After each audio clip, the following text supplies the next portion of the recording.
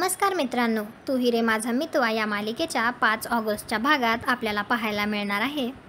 ईश्वरी मामासोबत फोनवर बोलत असते त्यावेळी ती त्यांना म्हणत असते, आता जर तुम्ही हा फोन अर्णव सरांकडे देणार असाल किंवा मला त्यांना भेटायला सांगणार असाल तर असं प्लीज करू नका, कारण मला इच्छा नाही आहे त्यांच्याशी बोलण्याची किंवा त्यांना भेटण्याची. त्यानंतर मामा अर्णवला सांगत असतो की तुला भेटण्याची किंवा तुझ्याशी बोलण्याची तिला अजिबात इच्छा नाही आहे. त्यानंतर एक मुलगी ईश्वरीच्या बाबांना फोन करते आणि त्यांना सांगते की मी आत्ता तुमच्या मुलीला अर्णव राजेशिर्केसोबत पाहिलं. त्यावेळी ईश्वरीचे बाबा विचार करतात की अर्णवसोबत आहे ईश्वरी आणि त्यांना याचा राग येतो. त्या मुलीला असं फोन करून सांगण्यासाठी राकेशने तिला सांगितलेलं असतं. ती जेव्हा फोनवर बोलत असते तेव्हा राकेशसुद्धा तिथेच असतो.